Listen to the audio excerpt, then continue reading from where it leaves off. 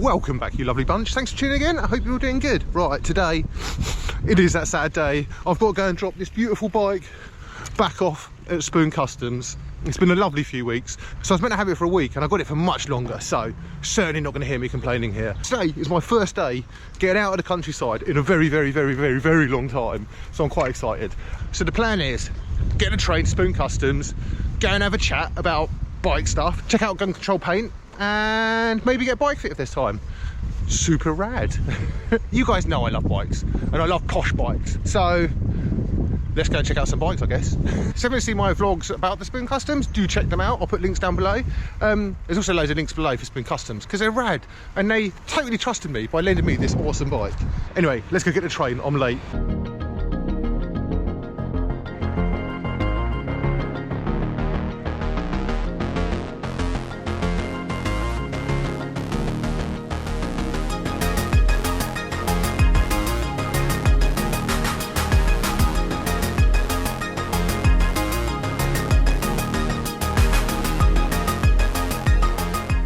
Right, so we have made it to Spoon Customs, Gun Control and Wyndymilla. I will take you in there and give you a little look around. So many nice bikes, it's so awesome. And massive thanks to everyone here for having me, super stoked. I'm gonna get a bike fit and I'm gonna get you lots of information and hopefully give you a little bit of an insight as to why, if you were looking for a new bike, you might go for a custom.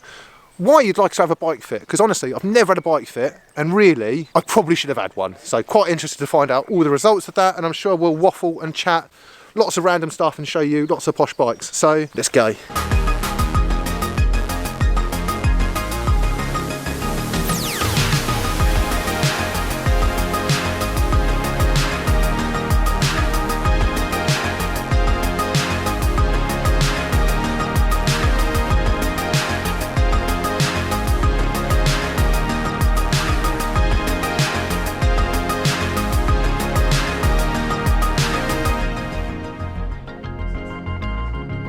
You want to buy Spoon Customs? Is bike fit included, all that stuff? Like, yeah. What's the deal? So that's where we start. We want to talk to you about what you want to do with the bike, but also just get a really good understanding of your physiology and how you're going to use the bike, and then make sure we can find out where your arse, hands and feet need to be in space. Why we use the jig? Because it makes the whole fitting process completely independent of a bicycle. £2.5 grand plus VAT for a rim brake. For a rim brake? So okay. 2,850 for a disc. Yeah. What do you prefer, rim or disc? I don't mind. Both work really well. And the chat around. Please everyone, isn't it? No, it's not so much. It's just that you don't have as many problems with disc as people make out. No, it's not as, you shouldn't be as worried about it as some people are. I'm a massive disc brake guy because the brakes are better, which is kind of cool. On the odd time you ride in the rain, you're glad of them. The rest of the time, the brakes. A brake, if you're used to riding good equipment, you know, they're all absolutely adequate. But on a disc bike, you can ride 30mm tyres. Yeah. That's for me where the win comes. Bike fit time.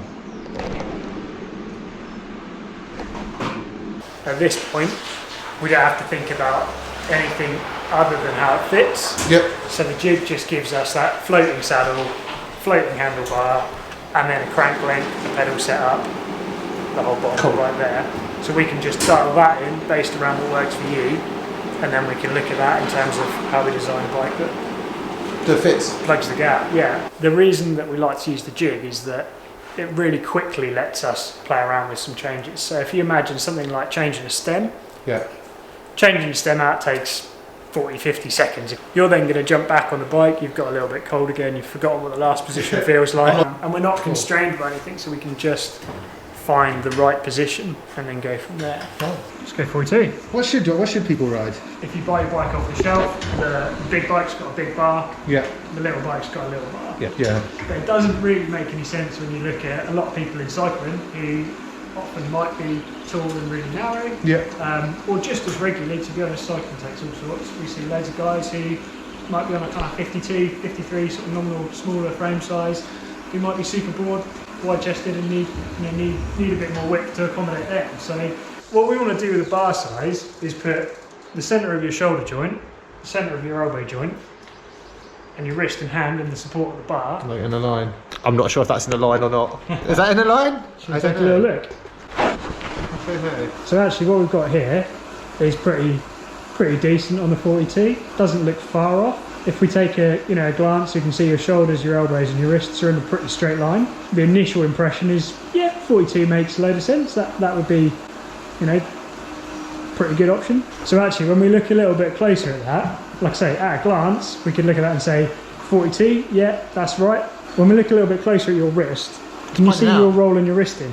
Your body wants your shoulders, elbows and wrists in a straight line, and your body then actually is just going to try and adjust for that. And I think there's a little bit of that wrist rolling in. That's your body trying to put your wrist under that elbow and shoulder. Especially, and this is an aggressive position, so you're quite pitched into the front of that bike. Yeah. So you really want good support in the front of the bike because you're putting a lot of weight there. My initial impression from that is that you're making a little bit of a compensation in your body to fit your bike, and that's the opposite to what we want. I'd be really interested to see how you interact with the 40, and that's how we go through these changes. Yeah. We look at what your body's doing, we try and understand it, and then we try some stuff out and we experiment with it and we see if we can get a better reaction. Yeah, and we have to balance all of these factors. So when we bring the handlebar height down, and when you look at, particularly if we look at setting up a bike like your Raleigh or like the Izoard, which is our stock large geometry,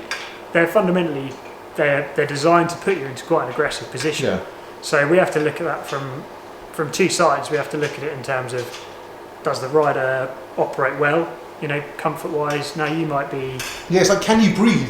yeah, like you riding when it's you really might be a guy that like, doesn't fit that well, and you might you might have an injury history that doesn't allow for it, or just the way your body moves, you might not respond well to that equipment. Do we want an aggressive low racing position for an aggressive low racing bike? Need to know, like something for slightly longer rides. Okay. Like what's going to be more sustainable, not going to cause injury, not going to be uncomfortable, and this is still be fast. This is the sweet spot. So for me, this is about how do we keep everything you love about that race bike, but just make sure that there's not a characteristic in there that 2 hours in you really don't love.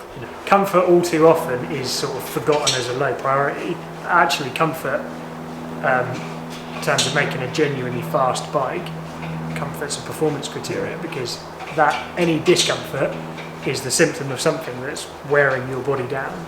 So if you're feeling aches and pains, that's already impacted your performance, because we need to design the whole bike around managing those kind of criteria. So as long as you're not an idiot and you haven't chopped down your steerer all the way and you can't put your stem up any higher. Yeah, well, again, that's really where this kind of fit first idea comes from, is that we take the bike out of the equation, look at the rider on a jig, find the position that works. What are you saying? I need to check things fitly before I try them on. There's so much information here. I hope we're going to be able to put this together. What we're going to look at now is my cleats. There they are, see?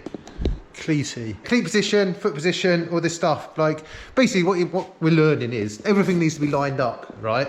And if something's not lined up, it then messes up. Not that part, but a bit above it potentially. Everything's connected. So when we look at any one area on the bike, a problem at that point of contact or a problem with where that thing is might not be immediately noticeable in that. Saddle height can really commonly cause a problem for riders in their back. All of these problems have a habit of transferring and moving around the body and around the bike, because everything has to work together. Like in unison, otherwise, yeah. So if we start from taking a really detailed look at how your cleats are set up, we're going to get a really good idea of what stability. I just put them on. I put them on my shoe. Now I line them up, right? I don't know if any of you do this. I line them up with that bit there of your foot. Okay. Should be with the axle of your pedal. Okay. Is that right or wrong? That's actually a pretty good method. But it isn't necessarily exactly how we're going to do it. So that is the traditional old school idea. So when you've set cleats up in the past, you've gone to here, so the kind of ball of the foot, right? Yeah. So that's a really important marker on the foot. We've got this joint here, this one here, which are this one here, right? And then that one there. See, look at me with my science and everything. So what that means is now we have to remove a toe.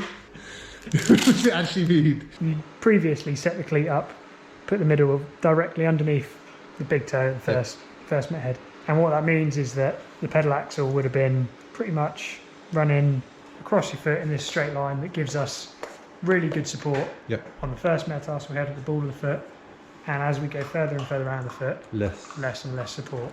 This is such a big, bulky joint that we're always going to be able to find good pressure underneath it. The more kind of conventional modern start point is that we bring it slightly behind the first metatarsal head. So then that like compensates on the... Just in front of the fifth. Yeah. So we're getting a nice even spread across all the joints. So what do we change? Okay, so from your start point, we've gone slightly further back on your cleat setback. Yep.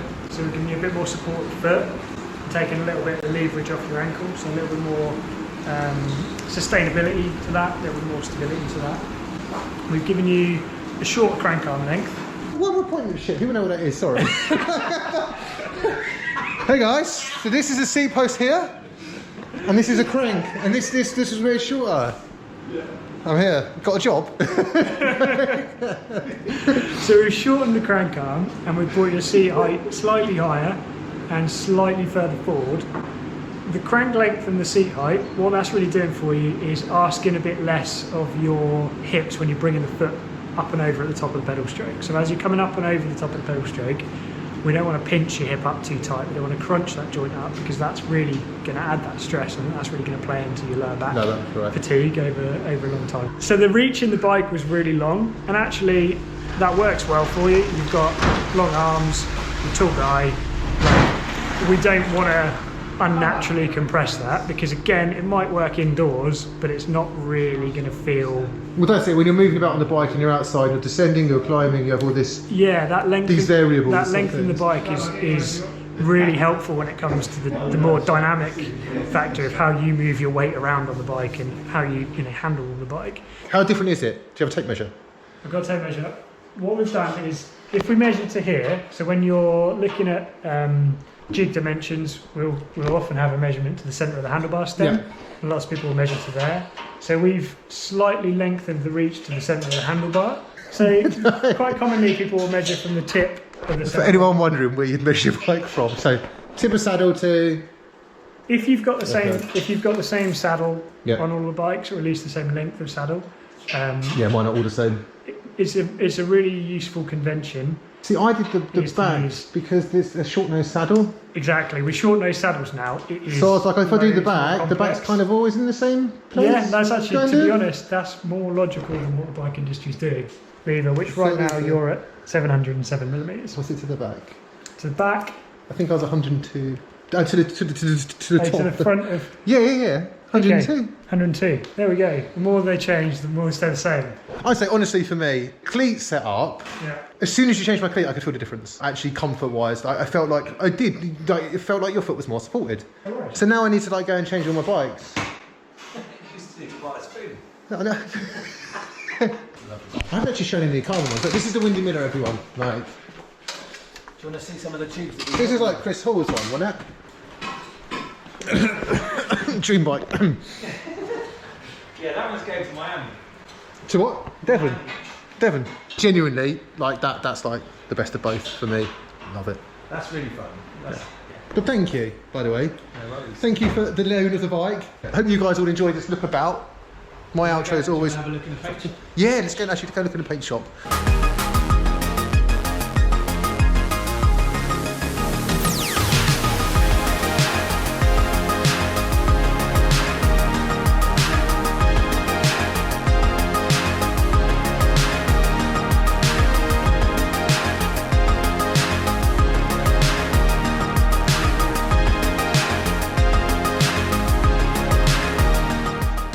So thank you all.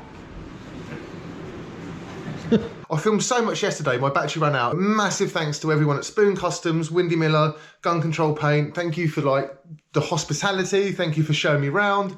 Thank you for the loan of the bike. It was such an awesome bike. And you guys, do go and check out Spoon Customs, Wyndymilla. I'll put all links down below and you can show them some love. I hope you guys found that interesting. So if you're not comfortable, there are a few really tiny tweaks you can make. And for me, the real takeaway thing here was cleat position. It was really nice to know that essentially my reach and my setup on my bikes is actually pretty spot on.